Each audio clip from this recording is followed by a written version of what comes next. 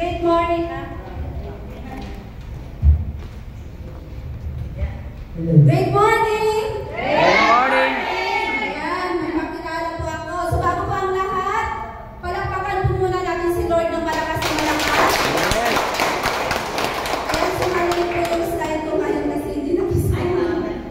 So ayan, so magpakilala po ako. Ako po si Estrella Mendoza, Tubong Cotabato, Mindanao. Isa pong Bisaya. Sino pong Bisaya dito? Marami!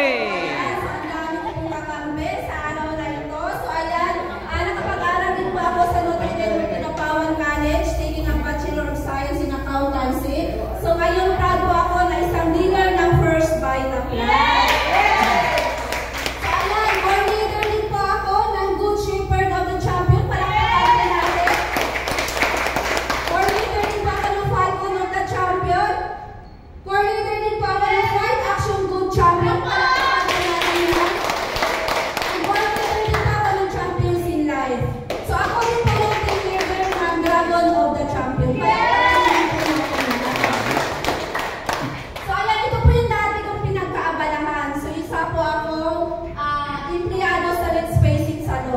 So ayan, so hindi lang po yan, kung saan-saan po ako na-assign po ako sa SM Manila, Tutuban. So hindi lang po din yan, nagdi-dealer din po ako ng Avon. Sabi nila Abon, abonado.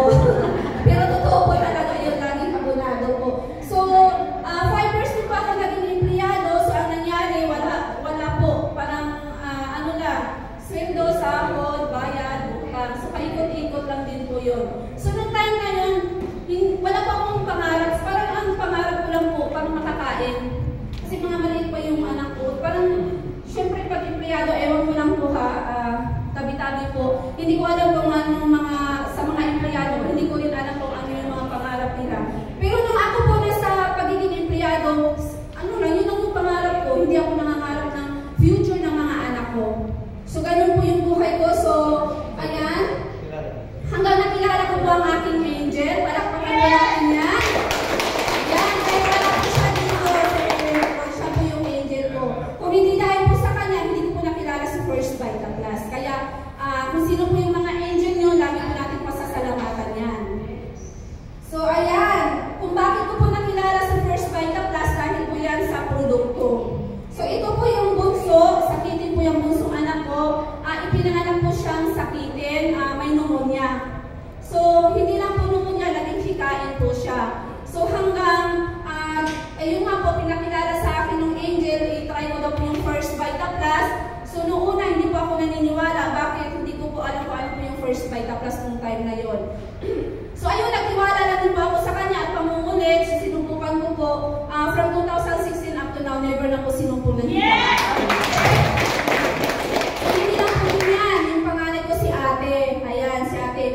Familiar ba kayo sa laging pinupulikat?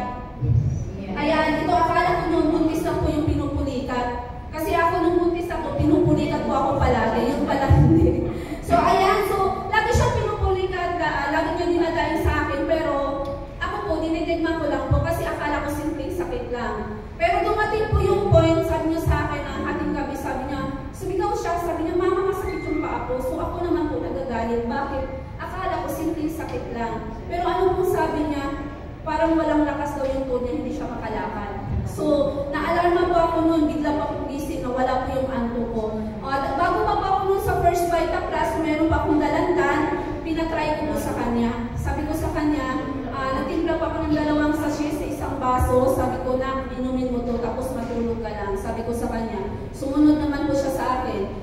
Pero siya nakatulog, ako ang hindi nakatulog. Balik na, di ba? Tapos, ayun, nung pagising niya, pinakaramdaman ko, wala na po siyang iniinda. So, hanggang ngayon, never ko po napacheck up yun. So, hindi lang si ate at saka si bunso na tulungan, buong pamilya na tulungan. So, hindi ko na po isa-isa rin, hindi tayo matapos. So, ayan, ito po yung aking buhay, aking pamilya. So, ayan, sila po yung naging inspirasyon ko, sila po yung kahinaan ko, kaligayahan ko, sila po talaga. Kaya kung bakit ko po ginawa si First Vita Plus. Nung nasa First Vita Plus ako, doon po lumawak po yung pangarap. Doon po ako nagkaroon ng pangarap. Kasi di ba daming motivation. So, sa pag-aatin natin, talagang ma-inspire po talaga tayo. So, sila po yung hinaan ko, kaligayahan ko, lahat-lahat sila po. So, ayan. Di ba, ang lima natin ngayon is ako at ang negosyo ko. Tama? Yes! So, pag intindihin natin, parang ang simple lang, di ba? Parang ang daling intindihin, pero mahirap gawin. Parang di ba, parang ang dali lang siya isipin. Pero para sa akin kasi, lahat naman ng pasukan natin negosyo, syempre involved tayo doon. Lagi natin kasama yung negosyo natin, di ba? So, para sa akin, ang gagawin lang natin para hindi mawawala yung negosyo natin, unang-una, mahalin natin yung negosyo natin, tama?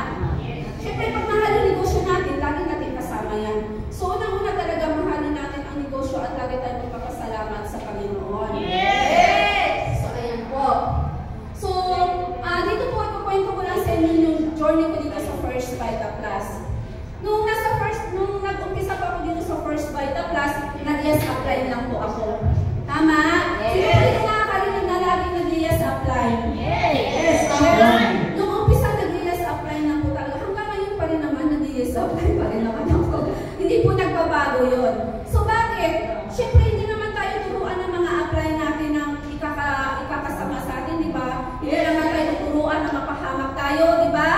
So, ayan, sumusunod lang po ako sa aking mga apply. Ayan.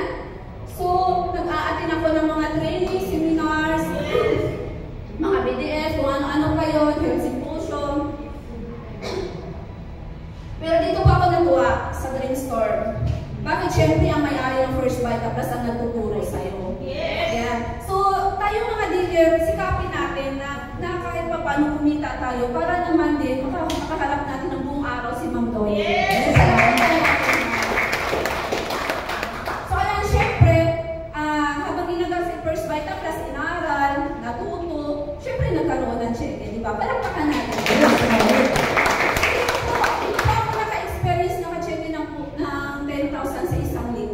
Diba? Grabe, tapos pangalan mo pa. So, syempre, hindi naman po kadaling ganun magka-cheque. Syempre, may kasama ang trabaho. At huwag matigas ang ulo. Yes! So, para kumita tayo, diba? So, ayan. So, sino po dito ang hindi nagkaroon ng struggle? Ay, wala ko eh. So, lahat tayo nagkaroon ng struggle. Balakid, ano pa ba yun? Hadlang, pagsubok. Diba, lahat po tayo nakakaranas? Siyempre, so bago po ako nag-check, so dami pong struggle. Hindi lang po noon, hanggang ngayon may mga struggle pa rin po. Pero kasama talaga yan sa buhay natin. Hindi naman tayo magiging successful kung wala itong struggle na to. So una yung struggle ko, family. Sino po dito family ang unang struggle? Ako, number 1 talaga yung asawa ko, grabe. Alam niyo po ba, nung nag-start ako dito sa First Vita Plus, yung asawa ko sobrang negative. Oo. Alam nila, apply na ano yan, Maribek talaga. Oo, sobrang negative. Sabi niya sa akin, ini-scam daw ako nila apply. Nagkita ba ang pera apply? Oo. Tapos gagaling siya pag nakita yung mukha nila apply. Alam mo po ba, lagi niya akong tinatawag, papansin. Oo, papansin. Tapos, isa pang hadlang, yung anak ko po noon na bunso, maliit pa po. Baby pa siya. So, ang hirap gawin, tapos may hadlang, tapos yung mga anak mo, ganun din. Talagang parang kalaban mo yung buong mundo. Oo, tapos, di ba, magtutok sa bahay, may power, tapos power clock, sigawan. Sabi ng mga anak ko, pag alis ng mga tao, sabi, ano ba naman sila, mama, ang ingay-ingay. Oo, ang ingay talaga. Sabi ko, hayaan nyo lang, kasi masaya ako doon, hinahayaan ko lang sila. So, pero, sa kalaunan, talagang ang asawa ko pinitik ni Lord. Kasi taon din po yun bago siya naniniwala sa First Vita Plus. So ngayon, positive na po yung asawa ko sa First Vita Plus. So kahit kasama yung asawa ko, malaking bagay na po yung hinayaan ka lang niya. Di ba, malaking bagay yung pinagkatiwalaan ka niya kung saan ka pupunta. Oo. So sobrang tuwa ako po nun. Tapos yung mga anak ko. So ang mga anak ko po dati hindi uminom ng First Vita Plus. So ngayon, love na love po nila ang First Vita Plus. Susunod na struggle is grupo. Ayan, sino po dito nakaranas ng struggle sa grupo? Ayan, wala ka? True? Lahat ng grupo may struggle.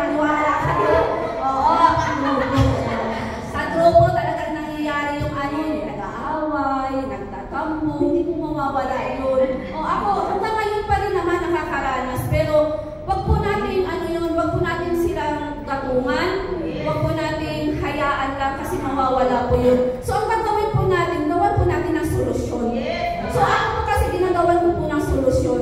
So, kahit medyo mahirap, talagang magpapagitna ka lang talaga.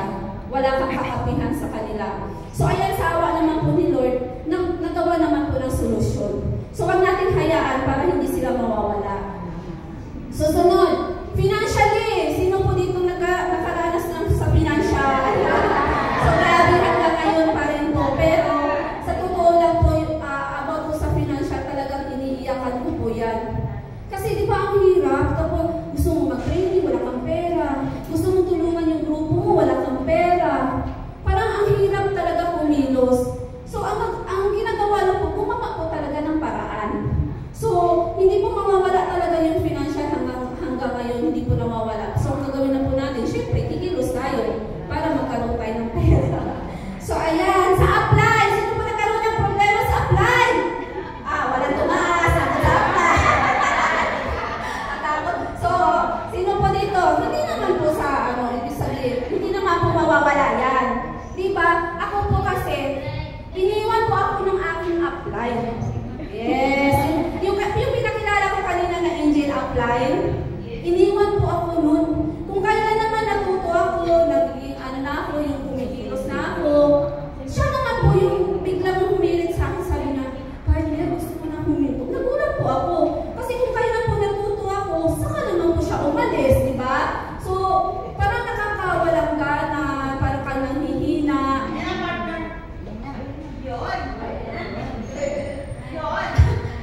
Nakisama din. So, ayan, sa apply niya, siniwan po ako ng aking apply. So, sabi niya sa akin, gusto na niya umalis sa First Vita Plus, pero parang nahiya siya sa akin. Baka daw din, pag huminto siya, hinto rin ako. Sabi, alam niyo po anong sagot ko sa kanya?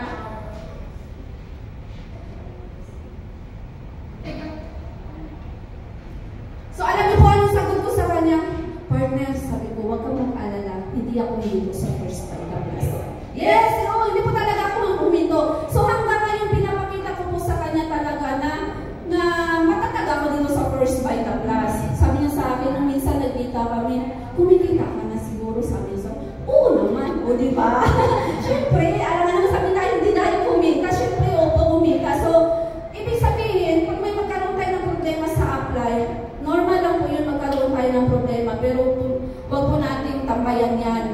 Wag po natin mayaan. Gawin na solusyon. Kasi diba, ako at ang negosyo ko, bakit natin titingnan sila apply? Diba? Tingnan mo yung sa sarili mo pababa.